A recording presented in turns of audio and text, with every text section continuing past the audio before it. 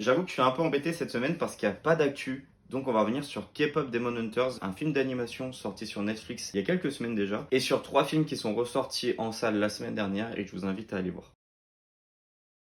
Mamoru Hosoda est un de ces grands réalisateurs d'animation japonais qu'on a en ce moment, qui a sa patte graphique à lui, qui est vraiment pour moi à la même hauteur qu'un Makoto Shinkai qui nous a sorti du Your Name ou du Suzume. Le monsieur, il a réalisé 2 films que j'ai beaucoup appréciés, qui sont Le Garçon et la Bête et Belle, et en salle depuis la semaine dernière. Alors ce sera que dans quelques cinémas, mais vous pourrez retrouver du coup La Traversée du Temps, Summer Wars et Les Enfants Loups, Ame et Yuki, qui sont des films qui ont un énorme succès critique, mais que j'ai pas encore eu l'occasion de voir. Je vous invite vraiment à trouver un cinéma proche de chez vous qui va les projeter et aller voir au moins un de ces 3 films. Je pense que c'est une bonne expérience. Et moi, j'ai prévu d'aller découvrir l'UGC Bercy ce week-end. Ça va être génial. Et je remercie beaucoup Luna d'avoir insisté pour que je regarde ce film. Ça fait des semaines qu'elle m'en parle et qu'elle me dit faut que tu regardes, faut que tu regardes. Oui, c'est bon, j'ai vu le film et il est génial. Merci beaucoup. C'est du Sony Animation. Du coup, Sony Animation, on sait de quoi ils sont capables avec Across the Spider-Verse. On sait qu'ils sont aussi capables du pire. Mais là, ils s'en sortent vraiment très bien avec ce film sur la K-pop qui est diffusé du coup sur Netflix directement. Et ça fait en fait, depuis qu'il est sorti le 20 juin, qu'il est numéro 1 des films en France en tout cas. Je trouve ça incroyable. Je m'intéresse pas du tout à la K-pop et j'aurais jamais imaginé voir un film sur la K-pop. Franchement, il est super cool.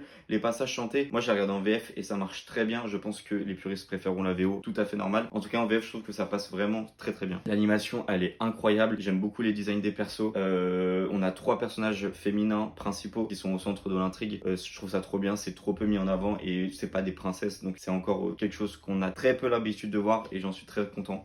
J'avais peur que le film soit un peu gnangnan et tout ça, un peu plan-plan.